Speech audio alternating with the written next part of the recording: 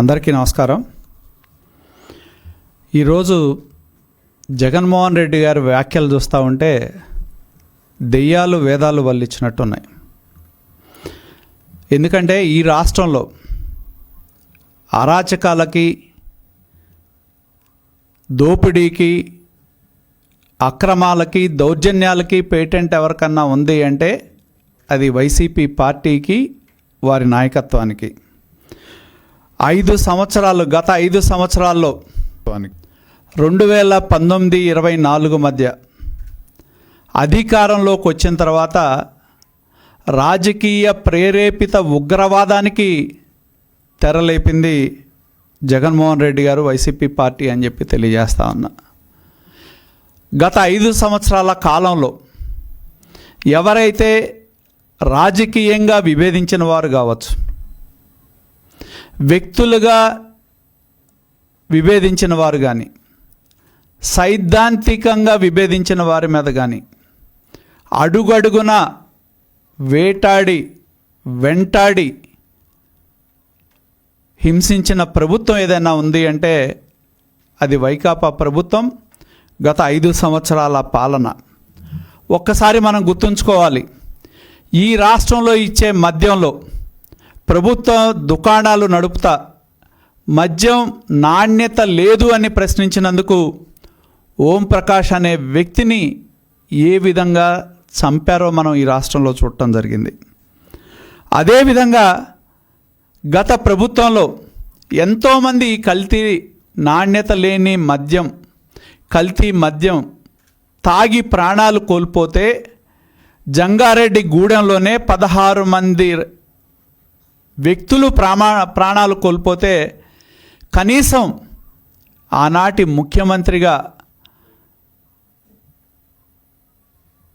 స్పందించని పరిస్థితి చూసాం, పరామర్శించని పరిస్థితి ఆ రోజు మనం చూడటం జరిగింది.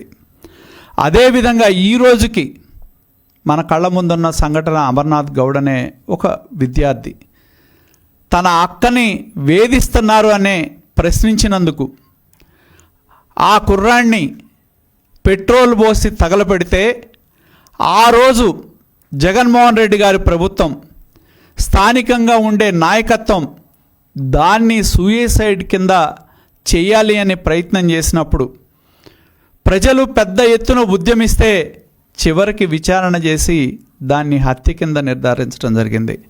మరి ఆ రోజు జగన్మోహన్ రెడ్డి గారు ఏ ఒక్క అధికారిని కూడా ఎందుకు సస్పెండ్ చేయలేదని చెప్పి నేను అడుగుతా ఉన్నా. అదేవిధంగా మనం చూసాం, జగన్మోహన్ రెడ్డి గారి యొక్క నేతృత్వంలో అరాచకాలు, అక్రమాలు, దౌర్జన్యాలు, మర్డర్లు చేసేవారికి భరోసా కల్పించడం జరిగింది. ఎవరైతే వాళ్ళ ప్రభుత్వంలో చీరాల్లో కిరణ్ కుమార్ అనే వ్యక్తి మాస్క్ పెట్టుకోనందుకు పోలీసులు హింసిస్తే ఆ కుర్రాడు చనిపోయాడు, ఎందుకు చర్యలు తీసుకోలేదని చెప్పి నేను ప్రశ్నిస్తా ఉన్నా. అలాగే డాక్టర్ సుధాకర్, ప్రభుత్వ ఆసుపత్రిలో పనిచేసే ఒక డాక్టరు, కోవిడ్ సమయంలో మాకు మాస్కులు ఇవ్వండి అడిగినందుకు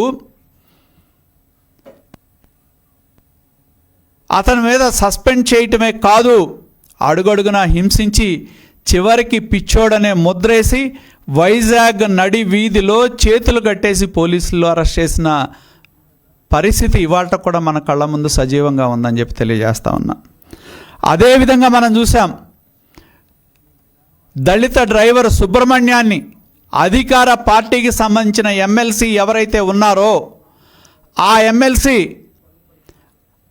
అతన్ని హత్య చేసి ఇంటికే డోర్ డెలివరీ చేస్తే జగన్మోహన్ రెడ్డి గారు ఆయన్ని బహిరంగ మీటింగుల్లో వెంటేసుకొని తిప్పితే మొన్నే మనం చూసాం, సుప్రీంకోర్టు ఏం చెప్పింది,